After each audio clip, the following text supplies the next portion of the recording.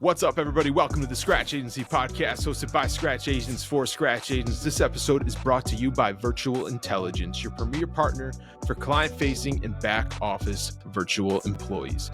My name is Stephen Turnbull, founder of T5 Insurance Services in Clinton, New York, and I'm joined by my co-host today, the one and only, you already know, hold your applause, Mr. Sean Fitzgerald, founder of Sound Harbor Insurance in Long Island, New York. Mr. Fitzgerald, we all moved in? We're living out of boxes, but we're good. We're as moved in as you can be with two little kids and painters in the house all at the same time. But blessed to be where we're at. So all good things. All good things. But I ain't gonna lie, very stressful, but good things. All perspective. That's it. We're jumping right into it because we had to reschedule this next guest because of me both times. So I'm the ass in the room. That's no problem. And then we're having some technical difficulties and we're a little late, so we apologize for that. But I'm super excited for this. A local guy, Mr. Scott Grates. He's an agency owner, a podcaster, an author, a community champion, all of the above. And we're going to try to hit everything. But Scott, I really appreciate you being here and taking the time to join us. How are you? Thank you, fellas. Excited about it. And Stephen, I think I'm going to hire you to do some voice acting for me.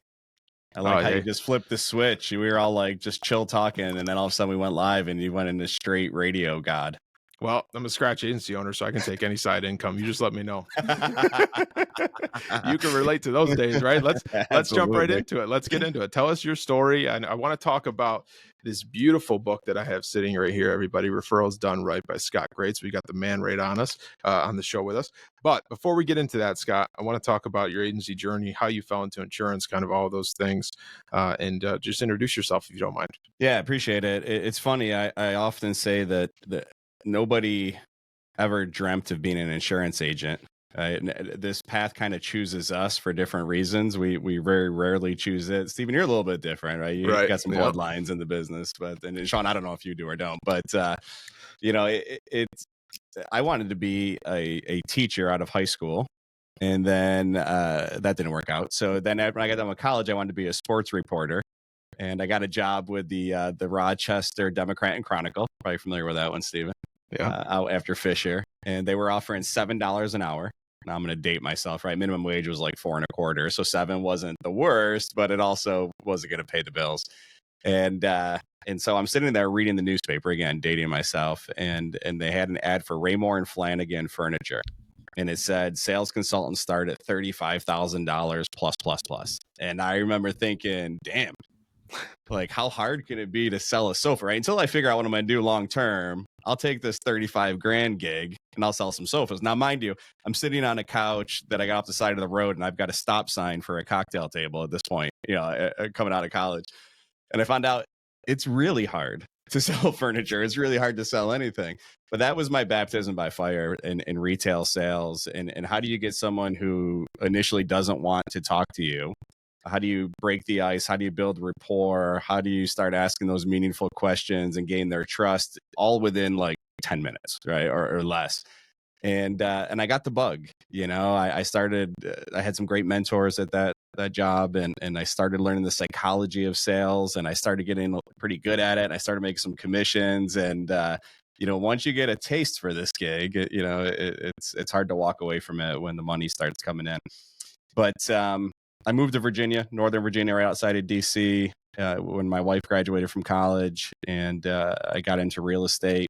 The real estate market went kaput in 2005 in the Mid-Atlantic, and that led us back home after we had our first child, back home in New York. I got into mortgages because I'm brilliant, and then in 2008, the whole financial crisis hits, and so I was with HSBC and out of a job. 6,500 people were let go on a Monday. I was one of them. And so I'm like, just at a chance dinner right down the road from you, Stephen. We're at Giorgio's, and I was with a good buddy of mine. His wife was a team member at a nationwide agent's office, and she goes, I'm trying to figure out what I'm going to do next. 2 babies, just like you, Sean, right? 4 and 2 at the time. And so his wife says, why don't we just open an insurance agency? And, it was like a couple drinks, haha, yeah. And then the next day I'm like, that's not the worst idea, because I'd been doing month-to-month sales, and as you guys know, it's a grind, right? You're a hero on November 30th and a piece of crap on December 1st, and I'd been doing that for over a decade, and it was burning me out. And so when I started thinking about residual income, It was really appealing. And I didn't know the difference between comp and collision. I had never run my own business. And I started calling different insurance carriers, and I'm like, pitch me, right? I was recruiting them. And so one thing led to another. And in 2009, I opened my first agency, Scratch, in my hometown. And it was trial by fire, man. Man, what a cool story, Scott. I mean, one of the things that sticks out to me the most with that is like, even with the job selling the furniture, like you, it sounds like your mindset is always in the right place. Like you didn't say anything bad about not doing it, right? You were just like, oh, money looks good. I could probably learn something. I'm going to do it. You just executed, right? And I think that's, you glossed over it very easily, but I think that's something like a lot of people kind of wish they had, is like being able to just be curious about something and then execute on it and run with the idea. Just like with the insurance thing, you sat down, you had a couple of drinks with friends. It's kind of like with Steven and I with the podcast. We just kind of talked about it openly, and then we gave it a thought for a couple of days, and we're like, yeah, let's do this thing, Yeah, what's the worst that can happen, right? And so a couple of things as you talk there, Sean. It's just jump and figure it out on the way down mentality that I've always had. And I'm not going to lie, it's burned me a few times in the past, I get that. where I have hit the ground and not figured it out. Yeah. But we're just willing to be able to jump into it. And then the other thing, especially with the Scratch agency, I remember a couple months before I opened, someone said to me, well, what's your plan if it doesn't work? And no BS. I don't know if I can swear on this podcast, but no BS. Okay. I was confused by it. Like the question took me back because I honestly had never thought about it. And I was like, what do you mean? What if it doesn't? Like, it's going to work. It has to work. Like my livelihood, my family is at risk here. And so just this no plan B mentality, and has always served me well. Yeah, funny, just to build off that real quick. When I opened my Scratch agency in 2020, I had a conversation with my wife about, making the jump of owning the business. And she asked me that question. What's your plan B? And I'm like, I don't have one. We're just going all in on this. I don't even like my thought. And again, like you said, Scott, like sometimes I feel like that's a good thing, but it is something you got to be careful of too, because sometimes, listen, it is good to have a plan B. Okay. It says the 3 insurance agents on this call, right? Yeah. Right. The risk is real. Going back to that, Scott, if you could take us back to those early days of when, you were getting because one thing I want to dive in through your story that I love is like, you did the insurance agency, super successful in the insurance agency, but that's also been able to fuel you to do projects like this, to do projects like the Love Living Local podcast. For those who are not local, Scott has the best local podcast out there where he has just community people come in. They absolutely crush it. I want to talk about that too, just for the Scratch agents that are thinking maybe doing something like that in their market. But I love the fact of like, you look at your story and just from what we talked to over a few coffees and whatnot of like the agency was there and you grew that and it's successful and it's still there and you're still growing that. But like, that's also helped you do these other side things that have been passions for you. Talk to us about kind of that journey and how it got you to where we are today. Yeah, the journey in a nutshell, as you both know, all Scratch agency owners know, you wear all the hats in the beginning and you're trying to be all things to all people all the time. And for me and for most, it was out of necessity because I just didn't have the financial ability to outsource and hire at scale. And, really through necessity is what led me to, figuring out how I can leverage time and how I can leverage money. And then also part of my story taught me that, I'm a no plan B guy, but I also was victim of outside external circumstances twice in my career that left me without a job. And so I never wanted to put all my eggs in one basket. And so diversification was huge for me. So I tell people all the time that insurance agent is what I do, but it's not who I am. Who I am is a relationship builder. I'm a teacher. I'm a trainer. I'm a coach. And I appreciate you calling me a community champion in the open, but that's really how I see myself, right? As corny and cliche as it sounds, like I want to leave this place a little bit better than I found it. And And so the agency has allowed me to do all these other things because it allows me now to leverage my time and my resources to go and diversify through other channels that really light me up. And I was telling Jay Spina, the producer on the Love Living Local podcast today, that I was listening to a different podcast, and the guy says this whole idea of chase your passion is bullshit, right? He's like, the only people that chase their passion are people that have money already. He goes, then they're able to chase their passion. He goes, if you just chase your passion, you're going to be broke your whole life, right? And Sure. And so you're 100% right, because all the stuff that I'm doing now is only because the insurance agency is funding it. So I put in the 5, 6, 7 years of pain and suffering out of the gate to get this thing to where it was making enough where I could then, chase my passion, which has led me to other avenues from a business standpoint, and only bolstered my brand reputation, which ultimately comes back to the agency. So it's created this whole full circle, infinite loop, which is really cool to see. Before we move on from the agency, can you dive in a little bit of what successes, lessons, and maybe failures along the way of removing yourself from the everyday to building the team to be able to go chase your passions once you had that oiled machine rocking and rolling? Yeah. So the biggest thing is, just really look at what lights you up at the agency. What do you love doing, right? And it was Gary Keller in his book, The One Thing, that says if you can do one thing at such a high level that everything else just falls into place, almost nothing else matters, what would that one thing be?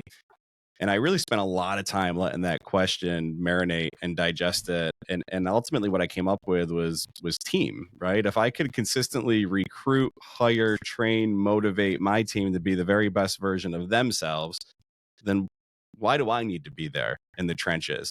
But then they're going to need leads, and I didn't want to keep spending money on internet leads and all the cold traditional marketing crap that we all know is low ROI, frustrating. And so, I said, all right, how can I put myself out in the community on a budget and build meaningful relationships so that I create top of mind awareness, so that when people think insurance, they think my agency. And now I've got the team ready. I've got this flow of referrals coming into the agency. And then I got to the point where I'm like, all right, what am I needed for then? Other than to keep the flywheel going, I had the team, we had the leads. And so it was just this process of replacing myself one person at a time. So I'm like, hey, I don't like doing this type of work. So that would be my next hire. Right. And I'd get that person to where they need to be. I'm like, I don't like this type of work. And then that would be my next hire. And then, all along figuring out who are your A players. And I feel strongly about this when it comes to team, is that the A players they're super simple, right? You just get out of their way, right? You keep them motivated, you keep them going, but they're going to do their thing. It's in their DNA to win and succeed, like you two, right? At a high level. And the ones that really suck, they're easy too, right? Just get rid of them. It's a no-brainer. It's the 80% in the middle that will suck the life out of an insurance agency, any team really. It's the mediocrity. It's the people you're spending 35, 40, 45 grand, and you don't have the heart to get rid of them because they're not bad people. And they're not even that bad at what they do, but they're just meh, they're average. And average will kill your budget, your profitability. And so really that's been my model, is really just trying to find either the A players who have already proven it in the market, if you can afford them, and then find the real raw, and I compare myself to like the Oakland A's. I can't go out and sign Ohtani. I don't have that kind of money, but I'm down in the Dominican looking for that next 14-year-old who I can get on a budget, right? And so I've got right now an 18-year-old, a 20-year-old, and a 22-year-old on my team. And I'm going to figure out, like, can they become A players, or are they just going to drift to the middle? And if they are, then we professionally just move on from each other. And I keep recruiting in that capacity. So long answer to your question, Stephen, but really just replacing myself along the way. And then the other thing I would say is don't let your ego get too big. I fell into this trap. It was 2017, greatest thing that ever happened to me. I was 8 years into agency. And my family and I, we have 3 kids, and we decided to take 3 weeks during the summer of 17. And we went from Seattle down through Oregon, down the coast, in through the Redwoods and Napa to Frisco. And we just took 3 weeks and did the whole Pacific Northwest. Beautiful trip. And I turned my cell phone off and I left my voicemail that said, "Hey, I'm not reachable. Here's the office number. If you need them, if there's an emergency, let me know." Did the same thing on my email. 3 weeks, not a single message. Right. And here I am 8 years into agency wearing all these hats and thinking this thing can't run without me. And how am I ever going to get myself out of it? And can I really trust my team to do it? And when I just made myself not available, they figured it out. And it was this like bittersweet moment because I'm like, this is fantastic. But then it was also a blow to my ego because I'm like, I guess I'm not really that important. Sure. But it started the next, season of my agency where I became that true CEO, and I took myself out of the day-to-day trenches and let them really run it. It's awesome. So much. Yeah, that's beautiful, Scott. Can you talk to me about the early days of growing the business, right? So before you diversified a little bit, when you were solely focusing on growing the insurance agency, obviously you have a book about growing by referrals. And it's something that actually my mentor, Patrick Bet-David, has talked about, which is when he grew his PHP, which was more of a life insurance agency. Mm-hmm. But the way he grew that was the same thing as you said. He didn't buy leads. He didn't do all this stuff. All he focused on was how to target and hone in on the referral process. So you get a family member. How do you work referrals from them specifically? So yeah, I'm just curious, like what's your process of getting referrals? Like where in the sales process does it happen? And what have you found to be most successful for you that works really well within the agency? Yeah, absolutely. Referrals? And just for clarification, those early days, I was buying leads. We were sending direct mail. I was spending more money than I had on traditional marketing because I had no customers. I had no book to call. I had no one walking through the door. I had no relationships in this town. And so, I was doing that traditional grind and slowly implementing this referral piece. And it wasn't until right around year 7 or 8 that we went strictly referral based. So just for clarification, this wasn't out of the gate. What I do now, it really the concept is pretty simple, right? The concepts are always simple. It's the execution is where it gets difficult. But what I do now is think about if you go fishing and your goal is to put the bait on and cast and reel in how many times and try to catch X number of fish, right? I realize I can try to catch 200 fish by myself, long days out there, right? Just constantly throwing it in and reeling it back. Or I can kind of stroll the banks of the river, the lake, whatever, and talk to the other fishermen and build meaningful relationships with them. And then when they have a big day and they've got 6 or 7 fish and they go, geez, I only needed 3, right? And then they would throw me 1 or 2 of them.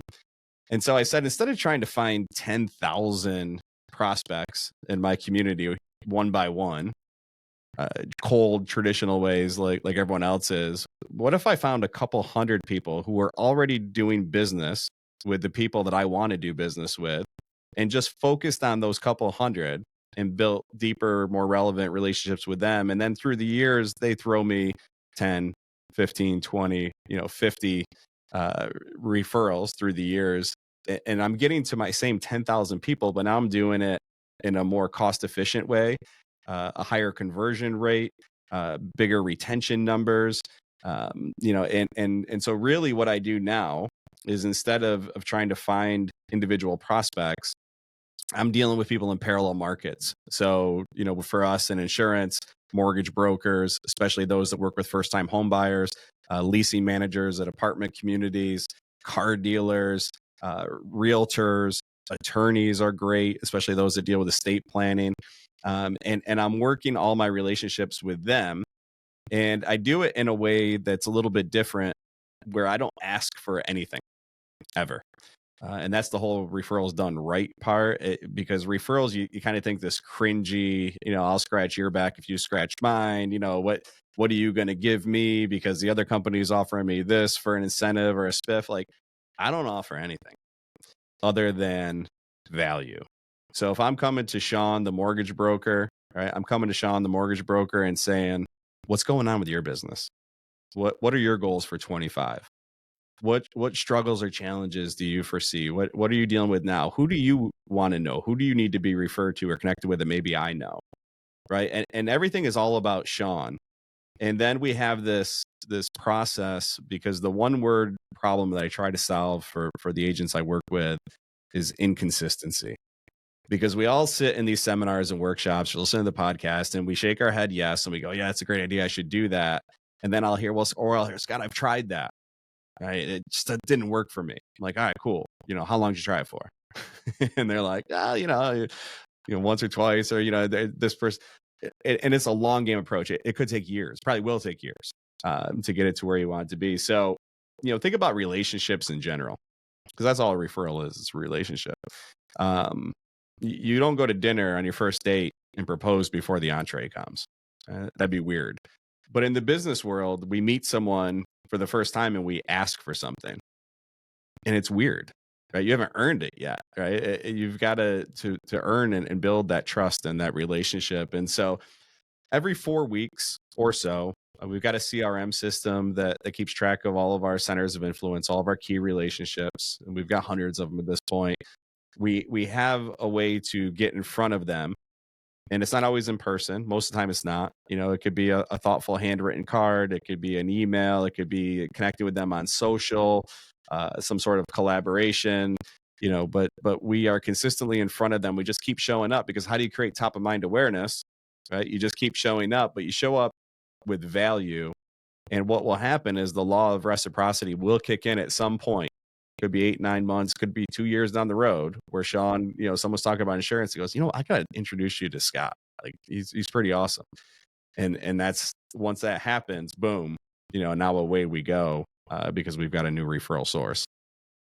So good. So that's with referral partners specifically. What about like if you wrote my home and auto, right? And you wanted to ask for a referral. How would you guys at the agency do that?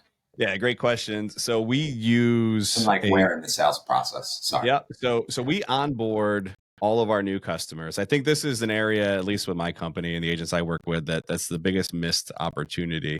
And I know it's not for Steven, right? Following him, you do a great job of onboarding customers, but new customers, this is the honeymoon phase. Right? They just moved everything over to you. They know you, they like you, they trust you. You've done that. They're bringing their business to you. You haven't messed up billing or a claim, or rates haven't increased. Like nothing's gone wrong. So this is the honeymoon phase. This is when the relationship's going to be the best. And so this is when you have to really set the agenda and let them know why you're different, why you're better. You need to have a unique, memorable customer experience so that people think like, damn, no one's ever done insurance like this, right? No one's ever treated me this way. This is different, right? And so what we do is we use a customer satisfaction survey, very short, 5-6 questions, and we want to create a wow experience. And so my team members are trained to create this wow, like think Disney. I think Disney calls it a green experience, but where, people are like, I've been to amusement parks, but I've never been to a park like Disney, where how do you make 30,000 people a day leave and go, wow, that was awesome. And so that's our focus. And then what we do at the end, tactical approach here, Sean, is I get done going through and making sure we've got all of our I's dotted, T's crossed. We've got you connected on social. We've got we ask you to take out your cell phone and put our agency phone number in it. Right. So that way you can connect with us even at 2 a.m. if you need to. While you have your contacts open, we ask you for an emergency contact. Sometimes things happen, Sean, with our business where if there's a house fire, if there's a bad car accident, God forbid, illness or death, like we need to know who can we contact on your behalf. So now we just find out who the most important person is in your world, right? Your emergency contact. You've got the rest of the contacts open. We give you the customer satisfaction survey and they set it up, my team, and they say, Sean, this is how I'm graded, evaluated, and frankly compensated here at the agency. I'm not asking you to lie. Okay. But the more favorable your answers are and the more ink that's on this survey, the better it looks for me when I do my review with Scott. So, if you could spend some time with us, I'd appreciate it. This is in person, right? And we have another play that we do over the phone. And then they leave the room. and they just allow people to answer the survey questions. And we do 5 or 6 things that we are pretty confident they're going to give us a wow on, because that's what we're focused on through the whole process. And so they're wow, wow, wow, wow. And then the last question is, have we earned the right to be introduced to one person that that maybe we can help the same way? And it's a yes or no. And if they circle yes, the next question is, who's that first person that comes to mind? And they write it down. And then what we do is now we introduce the referral program. Now we come in and say, this is great, Sean, I appreciate you, and if it's the same as the emergency contact, awesome. If it's not, we'll say, hey, you had mentioned so-and-so as your emergency contact. Do you think it would be okay for me to contact that person as well? Right. So now we're asking for 2. And then we explain the referral program, that we're all about supporting local. Okay. So if it's a local charity, we want to know who your favorite local charity is, and we'll capture that. If it is a local pizzeria or florist or clothing store, whatever, we'll capture that. And then we say every time that someone gets a quote from us, they don't have to buy anything, but every time they get a quote, we're going to get a gift certificate from your favorite local business, because we're all about supporting local. And we're going to give that to you as a token of appreciation. No limit. So as many people as you come up with. So even if you have more now to share with me, I'll jot those down. And for everyone we quote, we'll send you that gift card. And our mission is to turn 1 into 2. And so for every new customer we write, we want to create at least 2 new opportunities through that referral process. Wow. 2 things. 1, if you're listening to this, rewind that back and listen to it 15 times, because I know I'll be doing that. Number 2, first thing to come to mind, Scott, how do you internally track that? Is that through all your CRM that Yeah. Mrs. Smith likes Bob's Pizza, and that's if she sends us a referral, and you have certain team members that's all they're doing is tracking that? Is that how you have it all set so up? let's go big on this, right? So Google, Facebook, Amazon, just think of all these different platforms that don't take money from you. What do they want to know about you? Are you asking me? Yeah. Everything. Data. Yeah. Right. So data is gold in the world we live in this world of algorithms. And so we take copious notes, the most detailed notes. Like the first thing I train my team, don't ever trust your memory, right? We're all in high volume, but we have 12,000 policyholders, right? Like I don't remember talking to anyone 2 days ago. So don't trust your memory, take detailed notes. And so if you're going to show up in memorable ways at unique times, like, so at time of recording right now, this is early December, we don't send a single Christmas card or holiday card, because everyone is. We don't give anyone Christmas gifts because everyone is. But you know what I'm going to do? Mid-January, I'm going to show up and I'm going to give a gift to Steven, and I'm going to say, man, happy belated holidays, dude. Like, I know you're busy. I'm busy. Like, the holidays totally got past me, and just wanted to recognize you for being an awesome referral partner this year. That's memorable, right? Because now you're showing up when no one else is. We'll take, if your birthday's in July, we'll take a birthday card and rip it in half and send you halfway to your birthday card, right? Because no one's sending in January, right? No one's sending you a birthday card in January.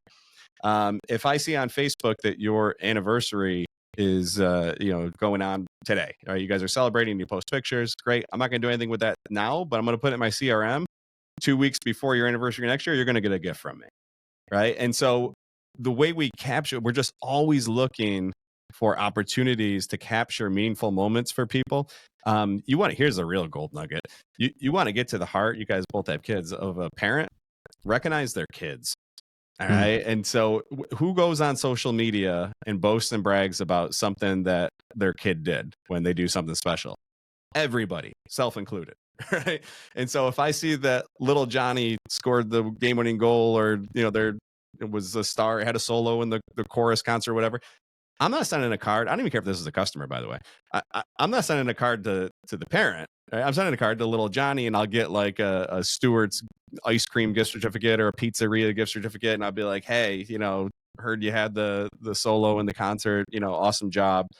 And I'll just throw in a gift certificate. And then what does the parent do? They're blasting that all over social media, right? Yep. Oh my God, no one's, and it's, remember, I've got so many customers now that are in their 20s that I've sent stuff to when they were in their, teen years, that's paid off. So it's this long game approach to relationship building. People want to be seen, they want to be heard. But yeah, the CRM is key to that. That's where we capture everything, including all the follow-ups, so that we keep showing up consistently in unique ways. Sean, you see why I like Scott so much? Oh yeah, I see a lot of similar business practices going on over here.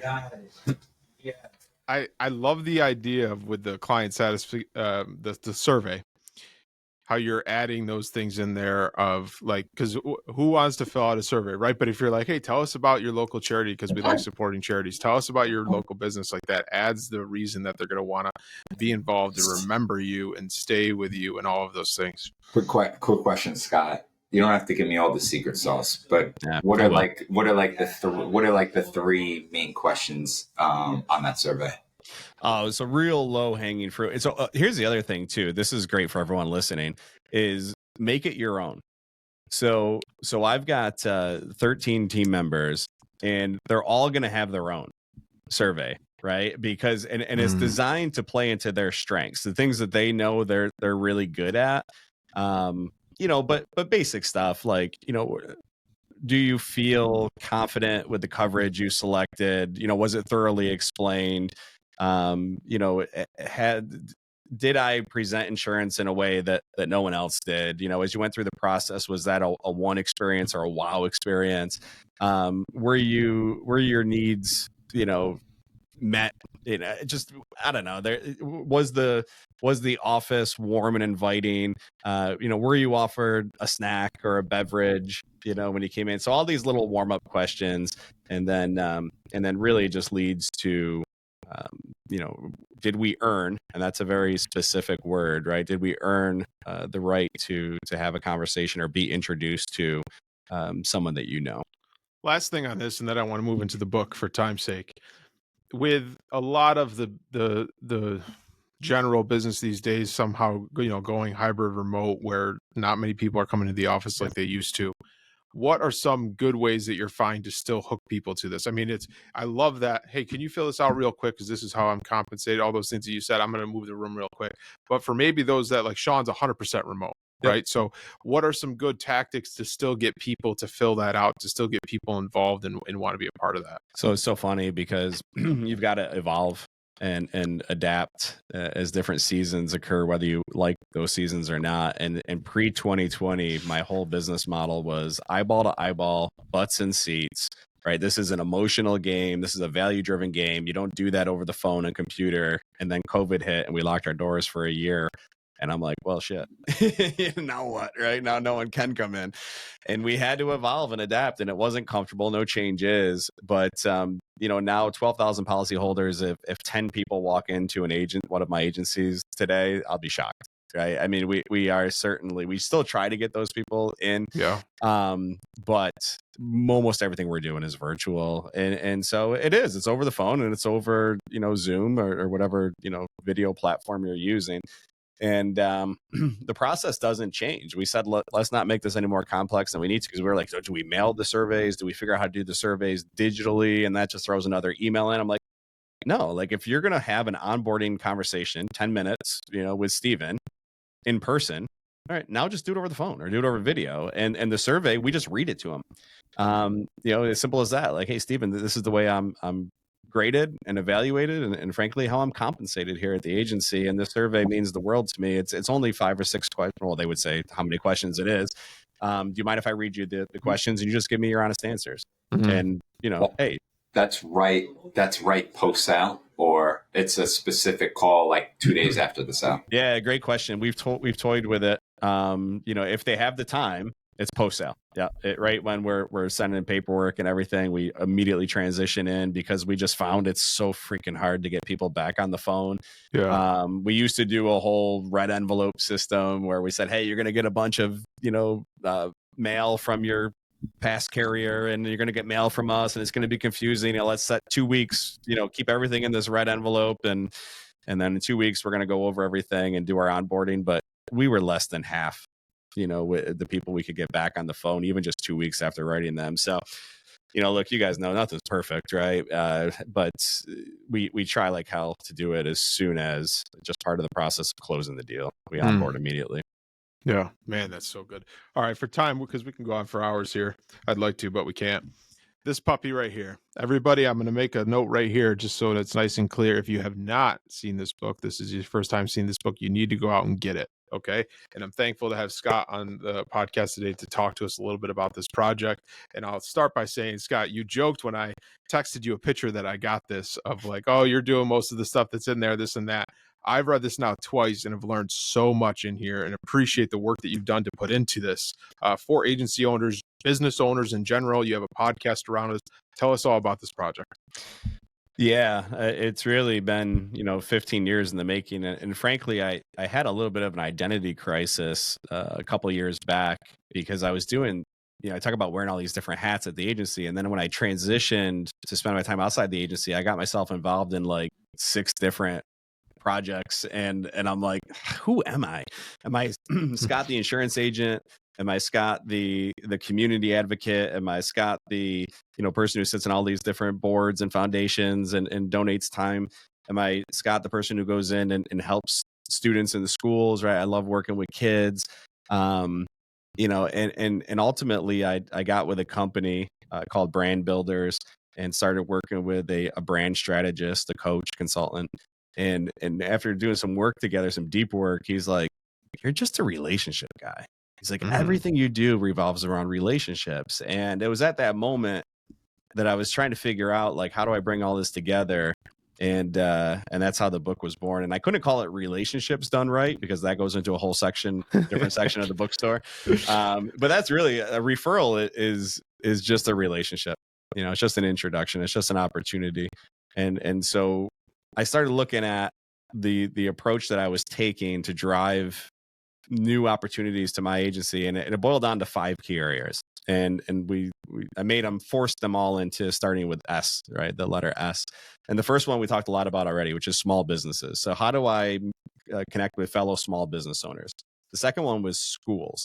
And I can go really deep into it. I can spend an hour on this topic. I have a whole keynote on this, but I think this is the most underserved area, real quick in a nutshell, that all businesses, but insurance agents especially, miss out on, because a lot of kids aren't thinking insurance, right? We open this podcast with whoever grew up saying, I want to be an insurance agent when I grow up, right? We never think about this, but it's a freaking fantastic industry to be in.